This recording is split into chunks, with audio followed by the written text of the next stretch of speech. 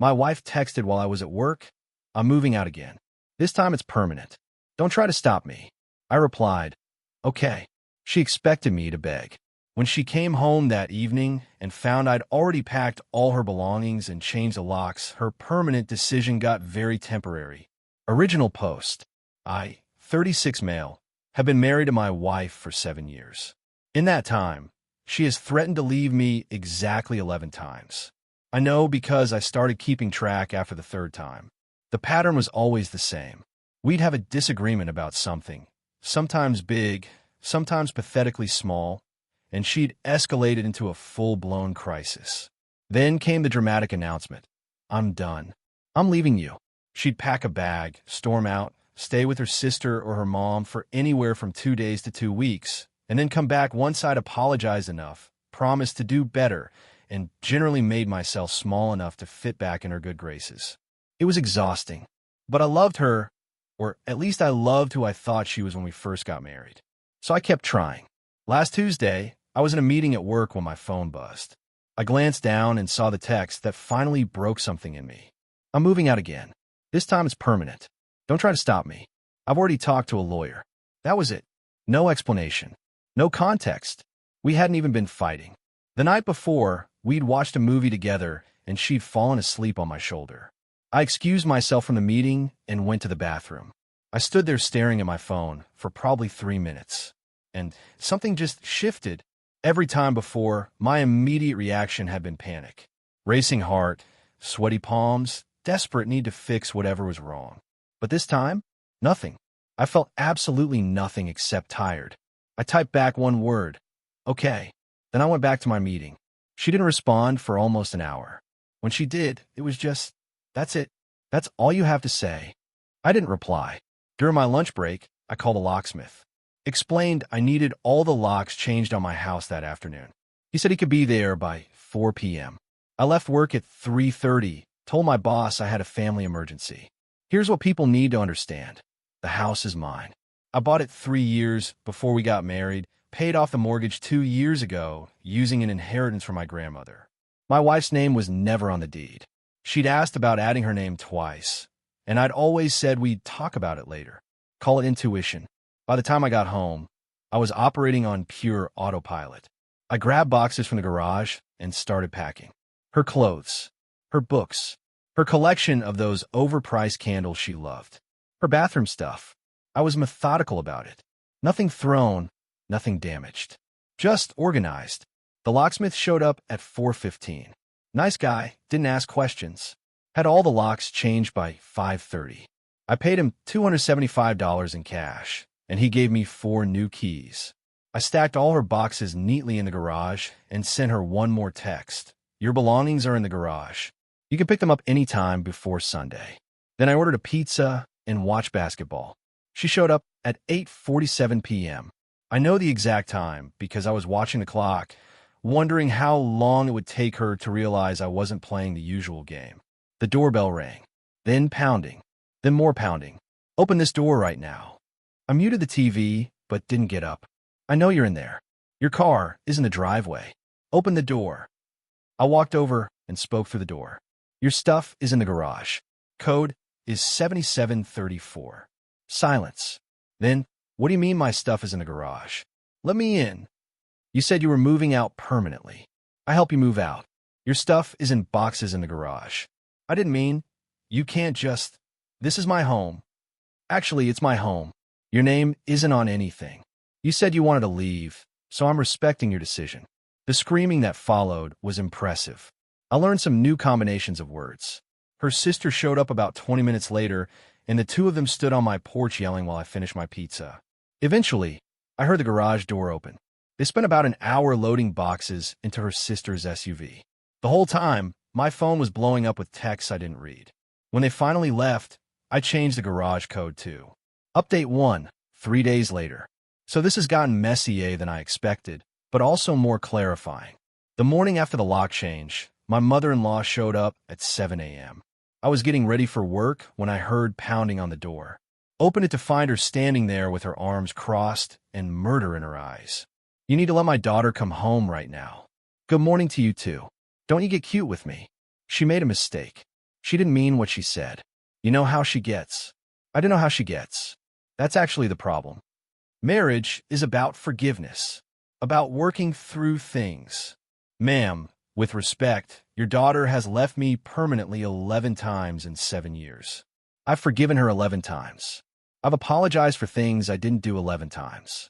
I've begged her to come back 11 times. This time, she got what she asked for. Her face went through about 6 different expressions. You can't just kick her out. She has rights. She told me she was leaving. She said she already talked to a lawyer. I took her at her word. If she wants to pursue this legally, she's welcome to. You're going to regret this. Maybe, but I don't think so. She left, but not before telling me I was just like my father, which is wild because she's never met my father. He died when I was 12. That afternoon, I got a voicemail from my wife's best friend. The message was long and rambling, but the highlights were, I was being emotionally abusive by taking her words literally when I knew what she really meant, and I was punishing her for having emotions. I saved that voicemail. Felt like it might be useful later. My wife tried a different approach that evening. She showed up alone, no backup, looking like she'd been crying. Part of me wanted to feel bad, but I kept remembering all the other times. All the apologies I'd made for her behavior.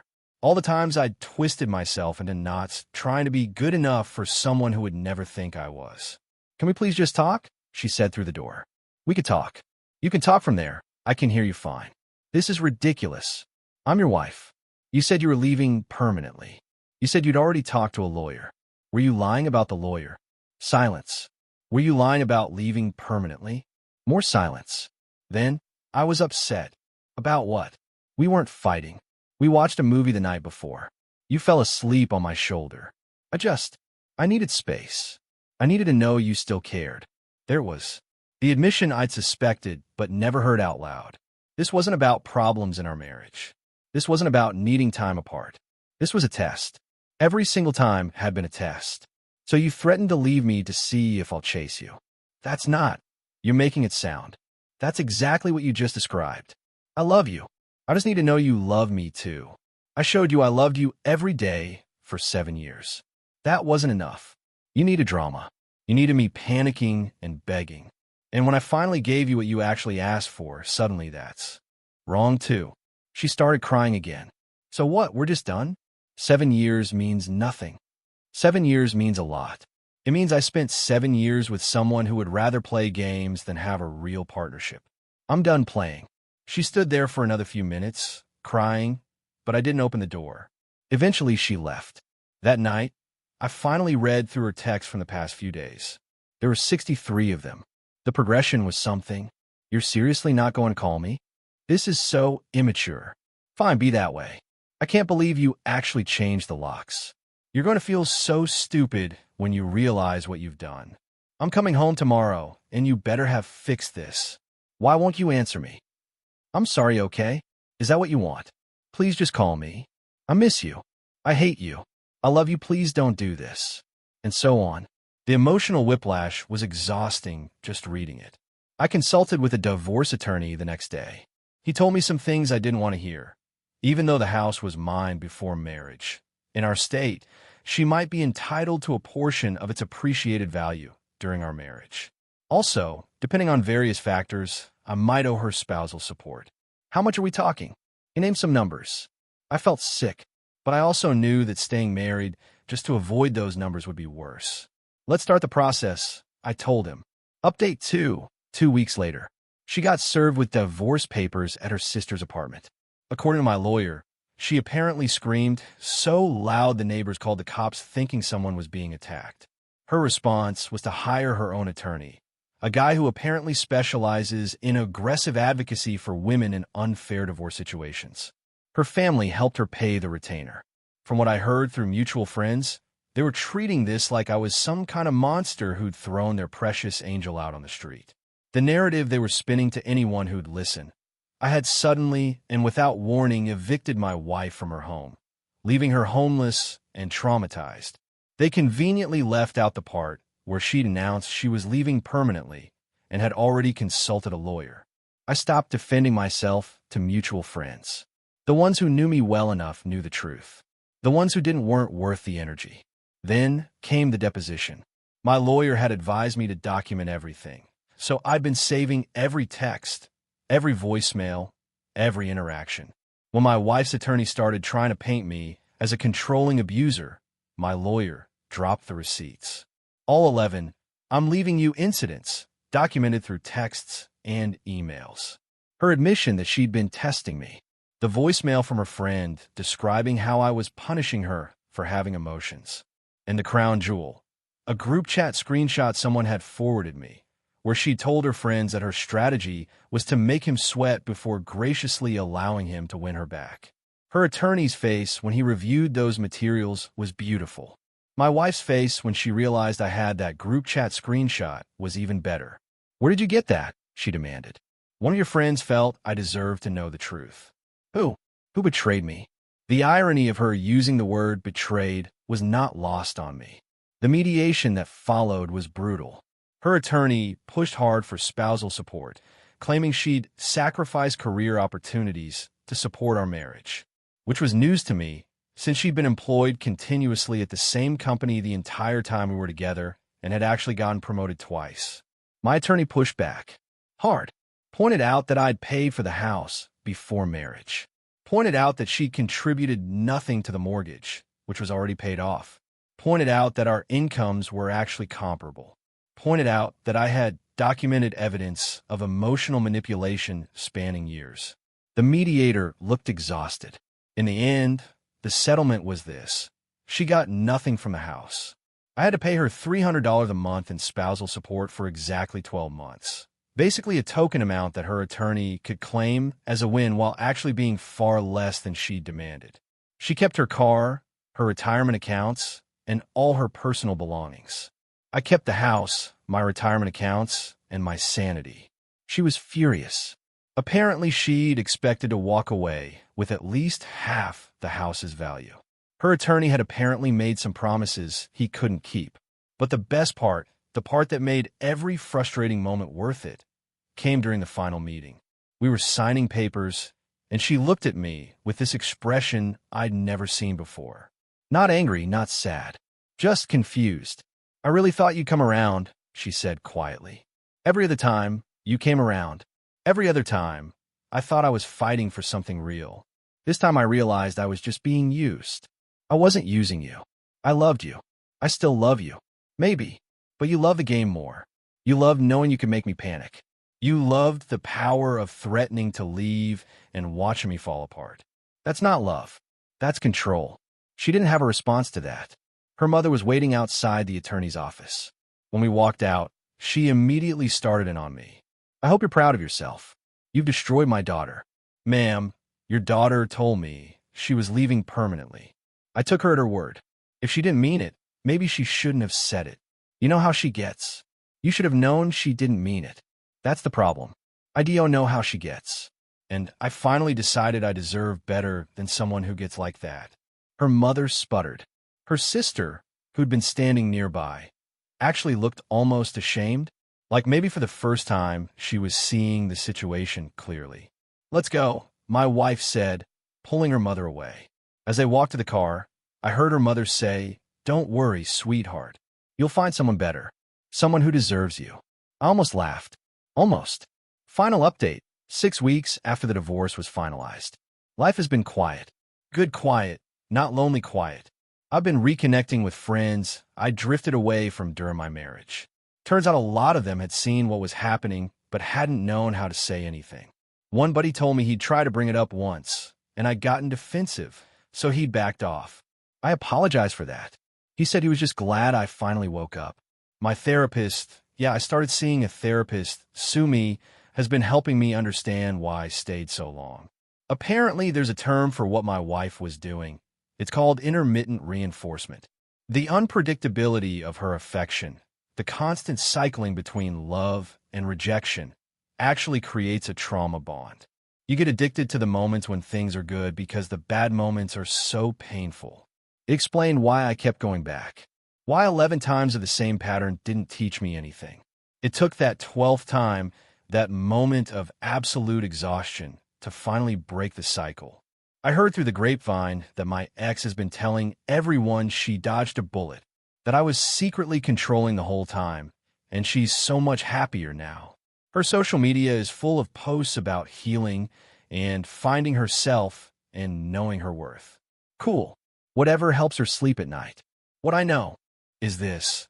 The last 2 months have been the most peaceful of my adult life. No walking on eggshells. No wondering what mood she'd be in when I got home. No bracing for the next "I'm leaving" announcement. No apologizing for things I didn't do. Just peace. The house feels different now.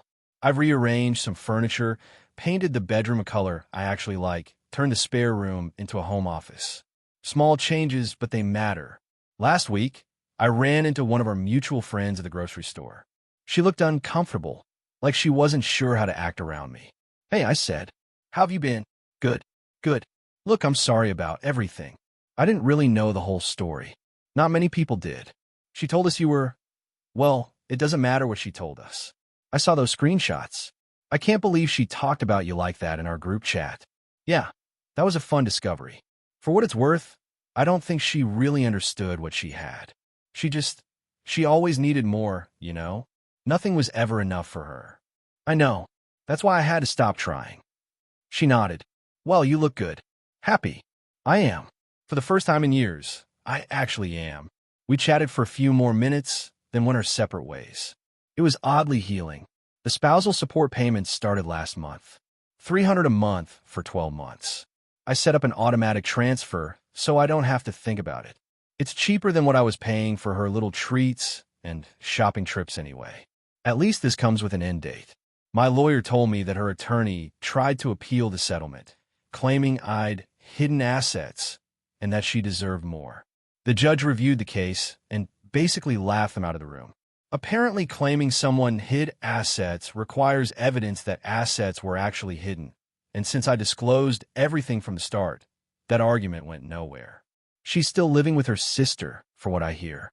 The sister whose apartment smells like cats, according to a text I wasn't supposed to see. I'm sure that's going great. Her mother tried to friend me on social media last week. I didn't accept. Some bridges are better left burned.